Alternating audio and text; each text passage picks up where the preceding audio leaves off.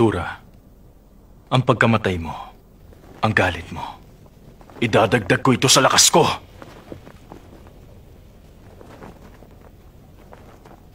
Para mabura ko ang lahat ng pagsisisi! Naiintindihan ko na. Binigyan mo sila ng dugo mo para mahikayat sila ng kapangyarihan ng On. Ganun na nga. Sa pagtanggap sa dugo ko, nakabuo sila ng panata gamit ng On. Dahil doon nakakagamit sila ng On na higit na mas makapangyarihan sa Nen. Kung ganon, bakit hindi mo ko gamitan ng dugo mo para matalo mo ako? Para makamit ang kapangyarihan, kinailangan kong maglaan ng espesyal na kondisyon.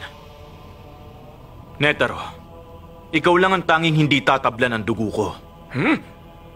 Kinailangan kong ipakita ang aking determinasyon na talunin ka. Ikaw ang taong pinakakinasusuklaman ko sa lahat.